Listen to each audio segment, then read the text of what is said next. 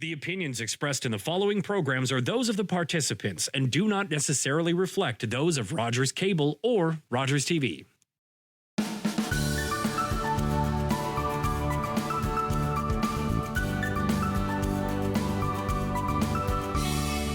Hello, everyone. Welcome to another episode of At the Heart of Business. I'm your host, Judith Tate. At the Heart of Business is a conversation with women in business discussing their challenges and successes. I'd like to welcome my first guest today, Caitlin Gibbs. Hello, how are you? I'm good, thanks. How are you? Good. So thank you so much for joining us. You're going to talk about your business, KG Designs. Yes. Yeah, so tell us a bit about that. So KG Design and Reno is a renovation planning business. I'm a designer and I work with contractors and homeowners to help them plan their renovation. Okay. I do this in what I call 3 easy steps. So you meet up with me for a measurement appointment where I get a better idea of what you're looking to do with your space. And then we have a 3D layout consultation where I present a 3D layout to you and we can make changes to that on the spot until you're completely happy with it. And then we will meet for a material selection appointment and we'll go through physical samples of all your materials and kind of see how everything goes together.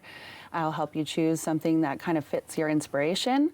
And then I get to work creating an all-inclusive design package that includes all your measurements, your elevations, your layouts, your materials, and everything kind of planned from step 1 to 100% done. Yeah. And that design package can be sent to your contractor. You can use it to be your own contractor, send it to trades. It works as a visual contract so that you and your contractor are on the same page as well. And use that to pull off your renovation. Oh, that's great. I really love that because I actually did a renovation on my house a couple of years ago. And I was just kind of flying by the seat of my pants. So I think that looks good. I think that looks good. Like I didn't even think to involve a designer. And it was really, I mean, like the guys that did it, they were amazing and they were really fast. But you know, now I look and I think, oh, you know what? Wish we did that or wish we did that. And yeah, like I can see, you know, what the benefits are of having a designer. Absolutely, yeah. And sometimes when you're making one decision at a time, you kind of realize closer to the end of the renovation that you could have made a different decision earlier on that would have changed the opportunity for the decision that you're currently making. Yeah. And so I find that it's best to plan everything right down to the toilet paper holder and the paint color before you start anything. Yeah. And that way you can see how each decision kind of affects the next one. Yeah. So what made you get into design? Because often when we start a business, it's from a mess, a moment, or a mission. So out of those 3, what made you go down this path?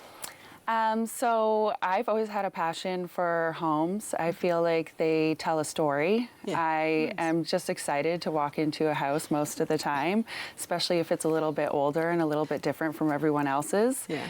I started in renovations in sales and I moved through different positions in sales and worked as a project manager as well, kind of pulling off what designers were designing on site with the trades. And so I think that gave me a really well-rounded experience to create the designs that I do. Yeah. Are a little bit more practical than you'd often find. You don't have to usually go backwards and replan anything because I know how it's going to go on site. Yeah. And I have a very specific and detailed process so that we're always staying on budget and you're always staying informed throughout the entire thing. Oh, okay. That's really good too, because in my renovations, I went a little over budget. Right. So it really would have been nice to have, you know, that guidance. So how do people know, like, why would they, well, first of all, why would they pick your business specifically to help them with their renovations? Absolutely. So having a designer can even help you choose the right contractor if you don't have one yet. You want to have somebody that works in renovations and knows the different contractors and knows the different trades and knows how the project's going to go and can kind of be on your side when things go down, because sometimes things go down when you're doing a renovation and you want to have somebody who knows what they're doing, who can kind of advocate on your side. Yeah. If you have a full reno plan, you can shop different contractors as well. You can get the best price because you are shopping a fully designed project with all the materials involved. You're not kind of signing on with a contractor and then realizing that there's an upgrades process and you're paying more for your upgrades and that kind of thing. So it'll help you kind of find the right person to do the job, and then it'll keep that person accountable because everything is in pictures and everything's visual. Yeah. You'll be able to kind of keep on track with exactly what you wanted. And there's not ever going to be a moment of like, this isn't exactly what I thought I was going to get. Everyone okay. knows what they're going to get because you see it first. Yeah. The 3D layout consultations, I can do photorealistic, and I actually have a virtual reality headset as well. So if you're really nice. unsure about the spacing or something, we can put the headset on and we can walk through your space, like your brand new space, before you've ever touched anything, and just see how it feels. Which is exciting. That's pretty cool. Yeah. So I was looking at some of your pictures. You've done some really great work. Thank you. And there was one with well, actually, it was 2 bathroom pictures. So can you, what was the inspiration? Because they're very unique. And I have to get my bathroom done pretty soon. Yeah. So, yeah. What's the inspiration behind those designs? Well, luckily for me, like, I do start my process by kind of trying to see what the client wants and what they want inspires me. So if somebody says that, you know, I really love blue, or I really want to see a herringbone pattern, or I want something softer, I want something earthy, and that's kind of what sets me off and guides me. Of course, like, I spend all my free time looking at Instagram posts and different things that will show me the latest, coolest ideas. And having worked on site in hundreds of renovations, I also know like what's going to work and what's not going to work. So I'm just inspired by my clients and by things I've seen before, and I want to do something that's new and exciting. Okay, I love it.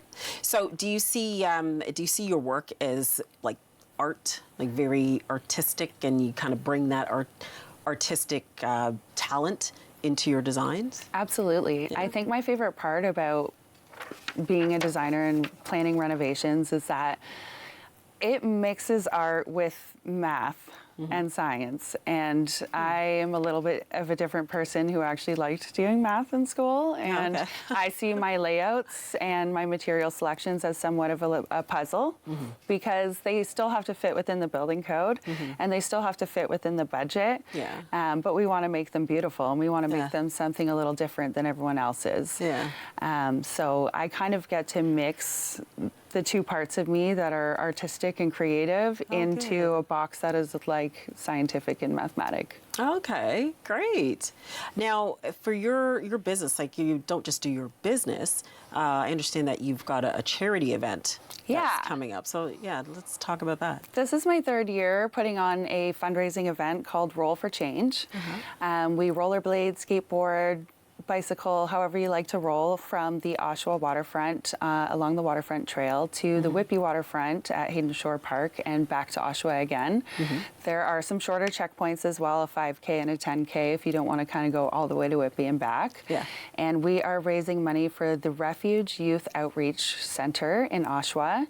They are a group that help homeless and struggling youth. So they make breakfast and lunch. They have a different programming. They have a brand new building on Simcoe Street that will actually have some apartments available for homeless youth, which I think is really important to have available because there's a time in your life where you maybe don't belong in an adult shelter, where your life could go in 2 different directions, and having a specific place for youth and having the right guidance there and amazing, wonderful people is really important to have.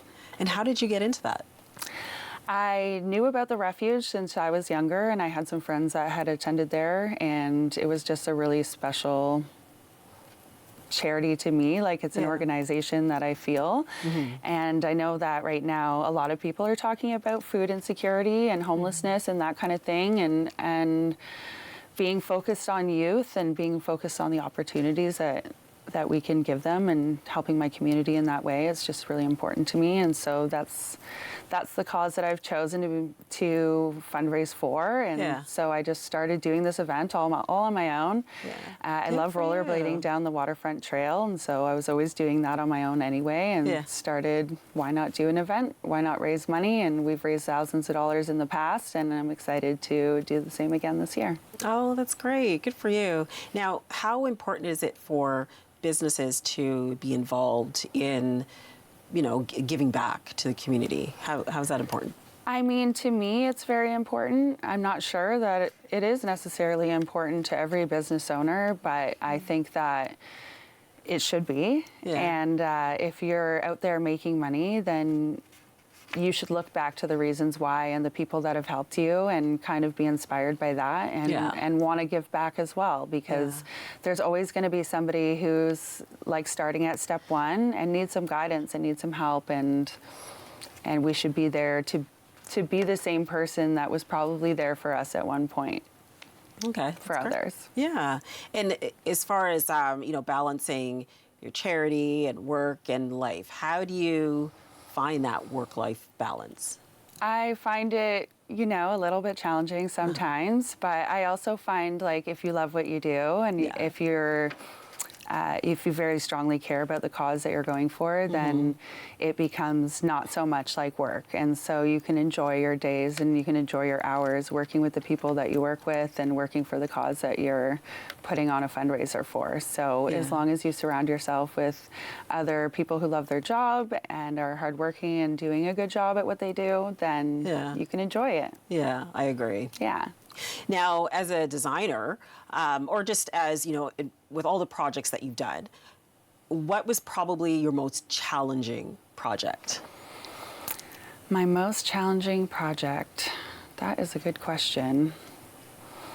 I think sometimes it's just more about the different personalities that you work with, and sometimes one personality is just like not exactly what you expected, and so you're thrown for a curveball, and sometimes people want to do things their own way and maybe don't understand your process, but I think that also helps you grow, in that you learn to adapt your process to those people as well, and learn how to explain it better, and kind of grow your business that way, and that you can fine-tune things that you didn't realize that other people didn't know about your business, and kind of define those things. I like that, because it also helps you just to develop, conflict resolution skills, interpersonal skills. So there's a lot when you're faced with challenges. Yeah. There's a lot that you learn from that. Absolutely. Yeah, that's really good. In what ways have you been really resourceful? Because it sounds like you're very resourceful. So for someone who's, starting a business or a similar business, what helped you?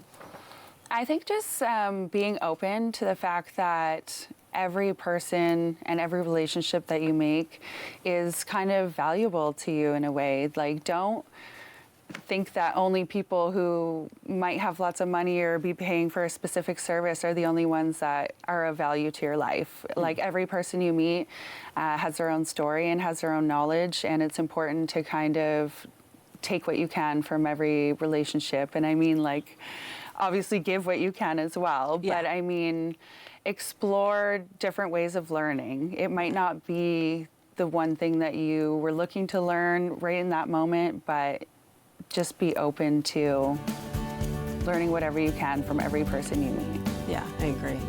Okay, well, thank you so much for joining us today. It's been great. Thank you for having me. Yeah, and have fun with that, with your charity. Yes, June 14th. You can register online right now at www.rollforchangegta.com.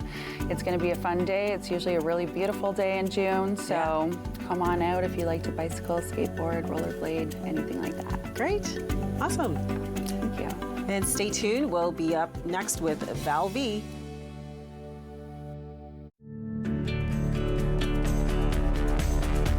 This program is brought to you by Rogers Xfinity, connecting you to more of what you love. Visit Rogers.com for more details. What would the world be without a bone marrow burger? Yeah. Or if you couldn't track down the best taco truck surfers.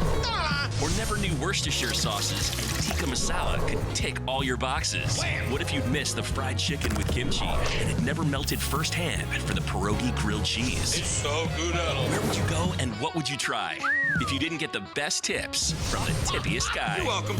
All new Diners, Drive-Ins, and Dives, Friday night at 9 on Food Network. This is Rogers TV. Hello, and welcome back to At the Heart of Business, a conversation with women in business discussing their challenges and successes. I'm your host, Judith Tate, and my next guest is Val V. Hey. Hi, Val. Thanks for having me again and again. And again. So Val's like, you've been on the show. This is your third time. Yeah, right? I think so. Yeah. Third or fourth. Yeah, something. Maybe when I like had the that. olive oil store. I was here before too. I don't know. I can't remember. I've lost track. Me too. Yeah. But Doesn't anyways, matter. I'm so glad you're It's here. always a good time. So you are the owner of Ladies Who Dine. I am. A lovely podcast. That you can't say. I am that Be- podcast. Because, apparently we can't swear on TV, which is, Well, which isn't is it cool. really a swear word? I don't know. Maybe it depends on the context that you're using. How it about in. be with an itch, like an itch? Yes, perfect. Okay. I love it. And then, so it's those two platforms, right? that you Those, have? yeah, Okay. those are my two platforms, but we do have something new coming out. We're doing a Yes. workshop Okay. because of my podcast. Should I just get it right into it, I guess, right? Let's get into your podcast. So that came out of COVID. Apparently, people wanted to hear what I had to say. Yeah. Yes. And my nephew's like, okay, you got to start a podcast. So I started it, and it's not for the weak. We talk about a lot of stuff. I am a swearer, so I swear a lot on it. My mom's like, stop sweating, in her Greek accent. And I love your mom. She's adorable. she loves you. Oh my gosh. So that started. And then through that and my speaking competitions, I met some amazing people that I went down to a podcast convention down in Florida. And wow, the networking was unbelievable there. Yeah. So I met this guy, Larry Roberts. He's Red Hat Media.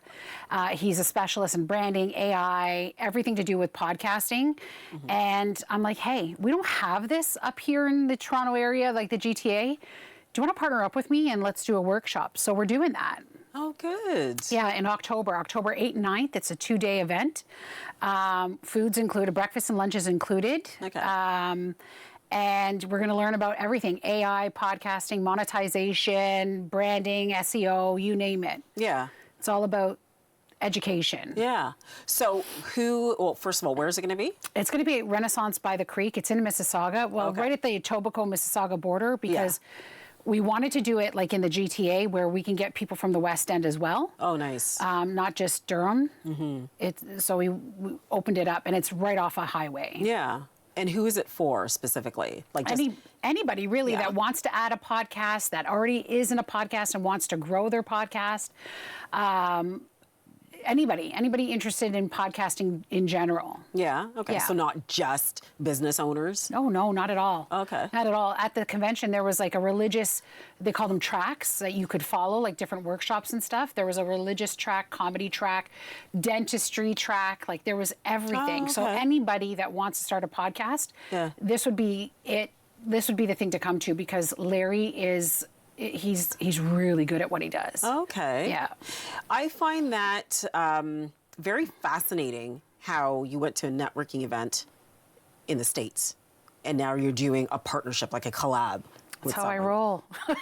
That's amazing. I just in the States, it was just a completely different animal. Like you walked in and there was thousands of people at this convention. Okay. And there was tons of networking, tons of speakers, tons of education, and it really lifted me up for sure. Nice. Yeah. I love it. Yeah, and I wanted to bring that here. And how important is it for people or businesses to collaborate? Like really emphasize that I importance. preach this all the time. Yeah. You have to. You need the community to support you. You need to You need to support your community as well. You know, saying I'm a lone wolf or whatever. No, you need people. You need people to walk through your doors or hire you and use your services. And when people started looking at competition as a negative. I look at competition as it's only going to make me better. It's going to make me work harder, make me be better in my own business and concentrate on me. And then I really, you know how I preach. I preach all the time. Like collabing over competition is massive. Yeah. And I've been preaching that for a very long time, well before it was a hashtag. Yeah. And because I saw people wouldn't support me in my business, and so I went to other business owners and invited them into my business and said, let's work together. I'll feed off your clientele, you feed off mine, and let's grow together. Yeah. It would just make a better world if we all adapted that philosophy. Yeah. Yeah. And were people receptive 100%. to that? 100%. Yeah. And is it something that, like, for those businesses that you approach, was that a first-time thing, something they never thought of, or is it something that they were afraid to do? I think it was new. I started it 12 years ago in my retail store, and I invited them to come in for free. Yeah. And I said, set up your table, set up what you're selling for free. Just all I ask is that you go on social media and you share that you're going to be at my store at this time, and I will do the same, that you're coming into us, and let's get people through the door. Yeah. And let's get them to support all of us. And it worked. Why do you think people are so afraid to do it? Like, if they haven't done it before? I don't know. I don't know. I've never had that mentality. I've never been afraid of very much. Good. So I don't know if I can answer that question. The fear of them stealing your idea. Yeah. You know, I guess they're just afraid of competition.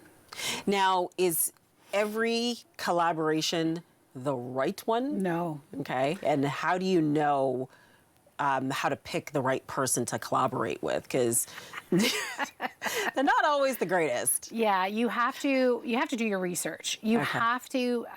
It's best to collaborate with people that are very like-minded like you, that have the same opinions as you, the same strategies or the same values. Because if they don't, it just won't work. You're going to be fighting. One's going to do more than the other. One is going to, I don't know, just put a knife in it and just kill it. Like, you really should collaborate with people that you are truly in line with. And as far as doing your research, is that just, looking through their website, talking to them, interviewing people? Read the What is that? reviews, how do people deal with them. Oh, good. I think getting to know people, and I preach that at Ladies Who Dine all the time, is get to know somebody on a personal level. Like, don't walk into a networking event saying, what am I going to get out of this? It's, what can I do for somebody else? Yeah. How can I grow together? Yes. And I really promote that at Ladies Who Dine, is get to know each other on a personal level more than a business level, and then you'll see who you align with. Yeah, I really love that. I was actually having a conversation with a friend who's also in the business community, and I pointed that out because, she's saying, well, I go to these events and, I don't really get anything from it. And I said, but just take a different approach. You are an experienced person in business. Go with the intention of, what can I give to people? And it just changes the dynamic too. True, but there's also events that I'll go to that aren't my people. That's and true they're too. clear as day. Like, they are not, they're never going to come to my events. Yeah. They're never going to watch my podcast. They're never going to buy anything from me out of Yeah. all my other businesses that I have. And I know that. So I just don't go. Right? Because they're just not my people. And I've realized that early on. Yeah, and that's actually a really good point. How do you find your people?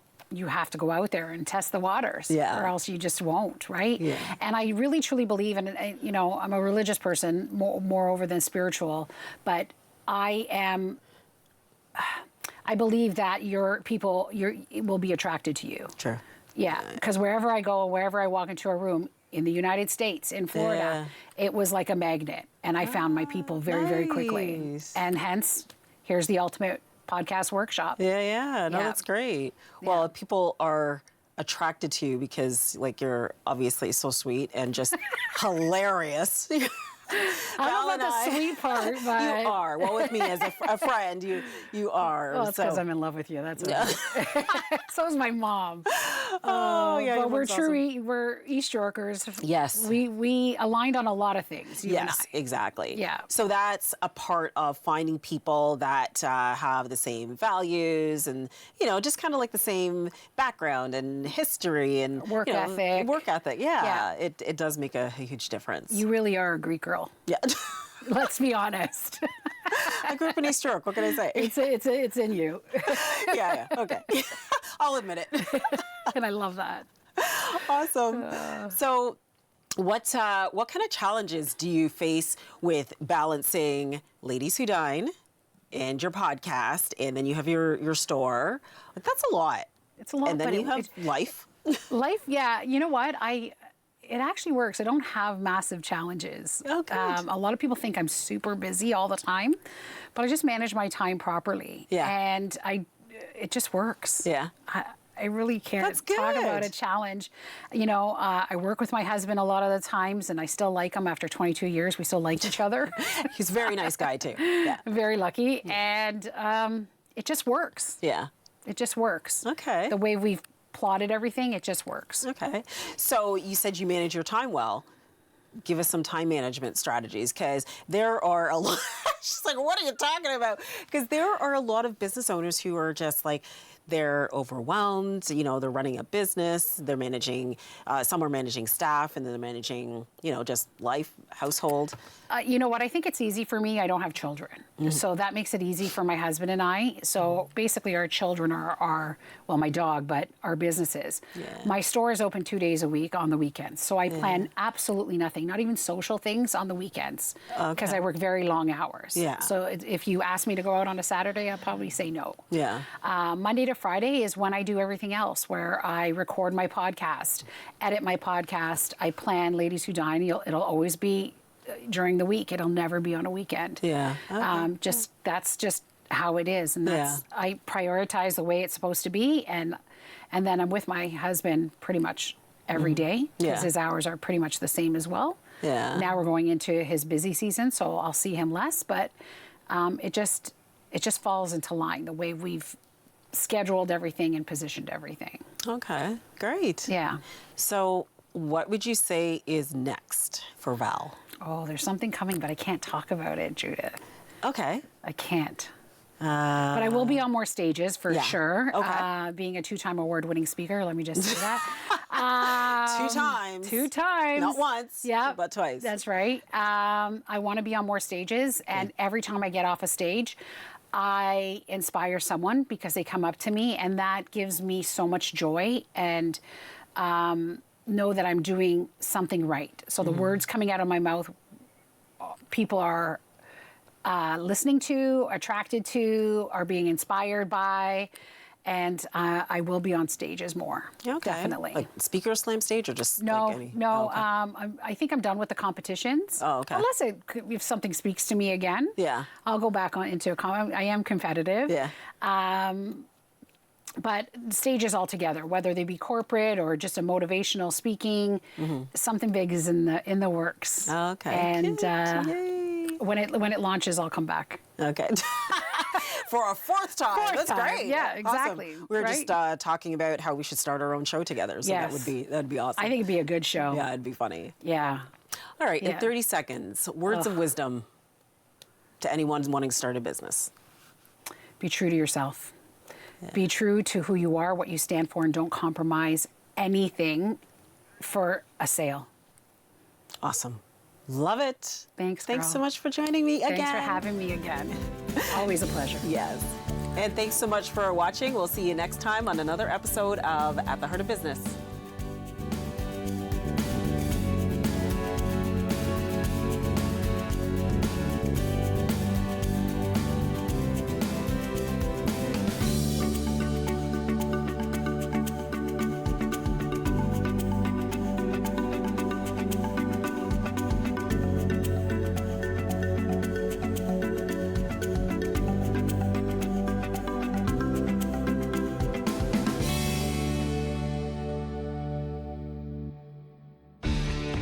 Connect with us by visiting our website or email us at comments@rogerstv.com.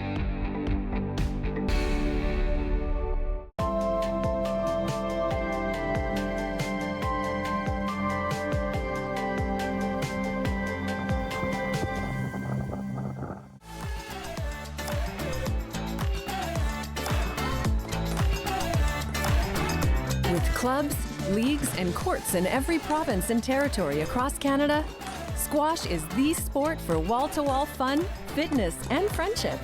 From coast to coast to coast,